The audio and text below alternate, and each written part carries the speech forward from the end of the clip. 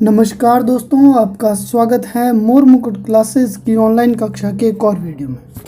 इससे पहले हम हिस्ट्री के 3 क्लासेस कर चुके हैं, जिसमें हम टोटल 152 क्वेश्चन कर चुके थे।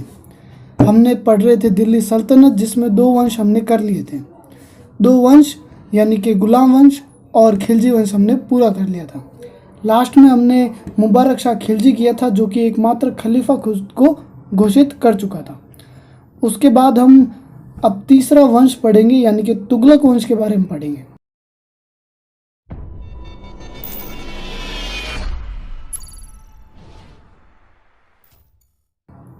जो कि तुगलक वंश का संस्थापक पढ़ते हैं। तुगलक वंश का संस्थापक कौन था? तो गाजी मलिक था। 154वां के तुगलकाबाद किसने बसाया था? दिल्ली के पास एक शहर है तुगलकाबाद, उसको बसाया था गाजी मलिक ने। प्रथम सुल्तान जिसने सिंचाई के लिए नहरें दिल्ली में बनवाई थी, वो कौन था? गाजी मलिक ही था। हज़रत निज़ामुद्दीन औलिया को महबूब इलाही की उपाधि किसने दी थी? गाजी मलिक ने दी थी। अब हज़रत निज़ामुद्दीन औलिया कौन थे? ये एक सूफ़ी संत थे जो भारत आए थे ईसाई धर्म के प्रचार प्रसार के लिए। लेकिन हुआ ये कि उन्होंने मुबारक शाह खिलजी से कुछ रुपए उधार लिए थे, वो वापस नहीं दे पाए। और इसी बीच बात को लेकर उनके बीच में कहा सुनी हुई, किसके बीच? गाजी मलिक और हज़रत निज़ामुद्दीन औलिया के बीच। कि सुल्तान की मृत्यु लकड़ी के महल में विश्राम के दौरान महल गिरने से हुई थी, तो वो था गाजी मलिक ही था। इसमें हुआ ये था कि बुगारा खां का विद्रोह हो गया था बंगाल के अंदर, और बंगाल के अंदर विद्रोह होने के बाद गाजी मलिक वहाँ उस विद्रोह को रोकने के लिए गया। और तभी हज़रत निज़ामुद्दीन औलिया ने यह घोषणा कर दी कि अब वो वापस नहीं आएगा और आप जोना खां यानी कि जो उसका गाजी मलिक का बेटा है, उसको ही अपना नया सुल्तान घोषित कर दीजिए। तो लोगों ने उनको बहुत मानते थे और जोना खां को नया सुल्तान घोषित कर दिया था। लेकिन वह वापस आ गया। आने के पहले ही शहर से बाहर वो विश्राम करता था, तो विश्राम के लिए उसके लिए एक महल बनाया गया और उसी महल में उस महल को गिरवा दिया गया। कहते हैं हज़रत निज़ामुद्दीन औलिया ने उस महल को गिरवाया था। तो अब हम पढ़ते हैं जोना खां के बारे में। देखिए, जोना खां के बारे में पढ़ते हैं। मोहम्मद बिन तुगलक, इसका जो शासनकाल है वो 1325 से 1351 है। मोहम्मद बिन तुगलक का वास्तविक नाम क्या था? जोना खां था। इतिहास का पागल सुल्तान किसको कहा जाता है? तो मोहम्मद बिन तुगलक को कहा जाता है। इब्न बतूता अफ्रीकी यात्री किसके शासनकाल में भारत आया था? मोहम्मद बिन तुगलक के शासनकाल में आया था। इब्न बतूता ने कौन सी पुस्तक लिखी थी? रहला लिखी थी। भारत में सती प्रथा को रोकने की कोशिश करने वाला पहला सुल्तान कौन हुआ? तो कोशिश की थी इसने सती प्रथा को रोकने की, वो मोहम्मद बिन तुगलक ही था। किस सुल्तान के काल में सबसे ज़्यादा विद्रोह हुए थे? तो मोहम्मद बिन तुगलक ही था, जिसके काल में सबसे ज़्यादा विद्रोह, टोटल 34 विद्रोह हुए थे, जिसमें से दक्षिण भारत में 27 विद्रोह और उत्तर भारत में 7 विद्रोह हुए थे। किस सुल्तान के काल में सबसे ज़्यादा विद्रोह हुए? मोहम्मद बिन तुगलक के बारे में। कृषि उत्पादन बढ़ाने वाली संस्था दीवाने कोही किस सुल्तान के काल में थी? तो मोहम्मद बिन तुगलक ने एक संस्था बनाई थी दीवाने कोही नाम से। मंगोलों का 5वां आक्रमण किसके काल में हुआ था? मोहम्मद बिन तुगलक के काल में हुआ था। तो इसमें हमने पढ़ लिया, मैंने बताया सती प्रथा को रोकने का कोशिश की थी इसने, जबकि सबसे पहले बैन किसने लगाया था? फिरोज शाह तुगलक ने लगाया था। उसके बाद में अकबर, औरंगजेब, इन सब ने लगाया था।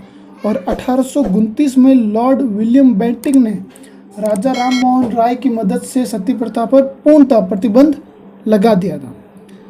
अब हम अगला सुल्तान पढ़ते हैं, जो कि है फिरोज शाह तुगलक। ठीक है, अब फिरोज शाह तुगलक कौन था भाई? फिरोज शाह तुगलक इसका भाई था। ठीक है, तो फिरोज शाह तुगलक के बारे में पढ़ते हैं। सल्तनत काल का अकबर कहा जाता है इसे, क्योंकि सभी धर्मों की इज्जत करता था। किसे कहा जाता है? फिरोज शाह तुगलक को। सर्वप्रथम ब्राह्मणों पर जजिया कर लगाया था। देखिए, सब पर जजिया कर लगा था, केवल विधवाओं पर, विकलांगों पर और ब्राह्मणों पर नहीं लगा था। तो उस पर किसने लगा दिया था? ब्राह्मणों पर फिरोज शाह तुगलक ने लगा दिया था। टोपरा स्तंभ और मेरठ स्तंभ को दिल्ली में कौन सा शासक लेकर आया था? ये दोनों अशोक के स्तंभ थे, जिसको दिल्ली लेकर आए थे फिरोज शाह तुगलक लेकर आए थे। ज्वालामुखी मंदिर में संस्कृत दस्तावेज किस शासक ने नष्ट करवाए थे? तो फिरोज शाह तुगलक ने करवाए थे। जब भी कोई नया धर्म स्थापित करना होता है तो पुराने धर्म को हटाना पड़ता है, तो उसे हटाने के लिए उन्होंने हमारे हिंदू धर्म को हटाने की कोशिश की, और जो ज्वालामुखी मंदिर थे उसमें संस्कृत के बहुत ही महत्वपूर्ण दस्तावेज थे, बहुत ही अच्छे ग्रंथ थे, उनको जलाकर राख कर दिया गया। 170वां प्रश्न, सती प्रथा पर प्रतिबंध लगाने वाला शासक कौन था? तो फिरोज शाह तुगलक था, पहला शासक यही था जिसने सती प्रथा पर प्रतिबंध लगाया था। 1388 से 1394 तक तुगलक वंश के 5 सुल्तान आए, जिसमें अंतिम शासक कौन था? नसीरुद्दीन मोहम्मद शाह था। ठीक है, नसीरुद्दीन मोहम्मद शाह था। किसके समय में तैमूर का आक्रमण हुआ था? तो नसीरुद्दीन मोहम्मद के समय हुआ था। खिज्र खां किसका मंत्री था? भाई खिज्र खां नसीरुद्दीन का ही था। नसीरुद्दीन की हत्या किसने कर दी थी? खिज्र खां ने कर दी थी। और खिज्र खां ने उसकी हत्या करने के बाद एक नया वंश स्थापित किया जिसको कहा गया सैयद वंश। ये दिल्ली सल्तनत का चौथा वंश है। खिज्र खां यानी कि 1414 से लेकर 1421 तक दिल्ली पर राज किया इसने। पहला प्रश्न देखते हैं, सैयद वंश का संस्थापक कौन है? खिज्र खां। एकमात्र ऐसा शासक जिसने सुल्तान की उपाधि नहीं ली, खिज्र खां ही होगा। बहुत ही महत्वपूर्ण क्वेश्चन है भाई। मुबारक शाह यानी कि 1421 से लेकर 1434 तक जिसका शासनकाल है वो दूसरा शासक बना। खान ए खाना की उपाधि किसने दी थी भाई?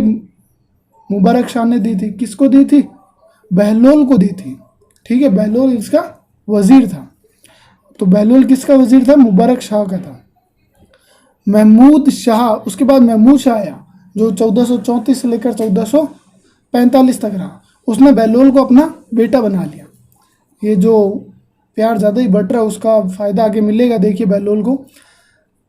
अगला जो चौथा शासक था वो था, तीसरा जो शासक था वो महमूद शाह था। बहलोल को अपना बेटा बना लिया था उसने। ठीक है ना। महमूद शाह के बाद आया अलाउद्दीन आलम शाह। अलाउद्दीन आलम शाह देखिए इसका शासनकाल है वो 1445 से 1451 के बीच।